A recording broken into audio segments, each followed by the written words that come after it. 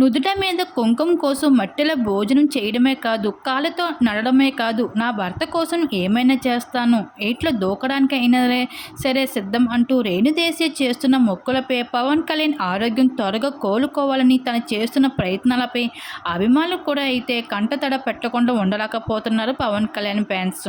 అయితే మనందరికీ తెలిసిన విషయమే, రీసెంట్ కాలంలో రేణుదేశాయ్ పవన్ కళ్యాణ్కి డివార్స్ ఎంతలాగా హాట్ టాపిక్గా మారయ్యో. వీళ్ళిద్దరూ విడిపోయినప్పటికీ కూడా ఈ జంటకు పుట్టిన అఖీరా మాత్రం పవన్ కళ్యాణ్ తన దగ్గరలోనే ఉంచుకుంటాడు. ఈ మధ్య కాలంలో ఎక్కువగా మెగా ఇంటికి కూడా కనిపిస్తున్నారు అఖీరా. అలానే త్వరలోనే తన సరికొత్త సినిమాతో కూడా ఇంట్రడ్యూస్ చేయబోతున్నారు.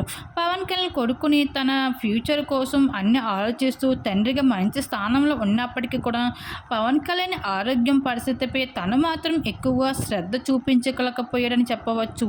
ఇటీవలే అఖీరాతో కలిసి కుంభమేళా యాత్రకి వెళ్ళిన సమయంలో పవన్ కళ్యాణ్ బాడీ పైన విపరీతమైన కాంట్రవర్సీ చేశారు ఫ్యాన్స్.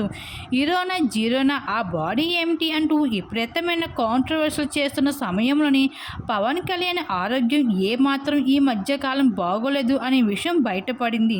అలానే కుంభమేళా నుండి బయటకు వచ్చాక తర్వాత తన ఆరోగ్యం పరిస్థితి ఏమాత్రం బాగోలేకపోవడంతో హాస్పిటల్లో అయితే ఇంకా చికిత్స పొందుతూ కనిపించారు పవన్ కళ్యాణ్.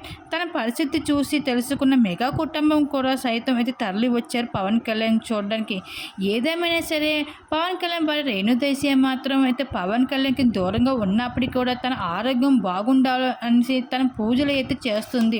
ఇంకా ఈ విధంగా అయితే తన కోసం నేను ఏమైనా చేస్తాను తను అంటూ ఈ విధంగా అయితే పవన్ కళ్యాణ్ కోసం రేణుదేశాయ్ అయితే కంటతడి పెట్టుకుంటుంది.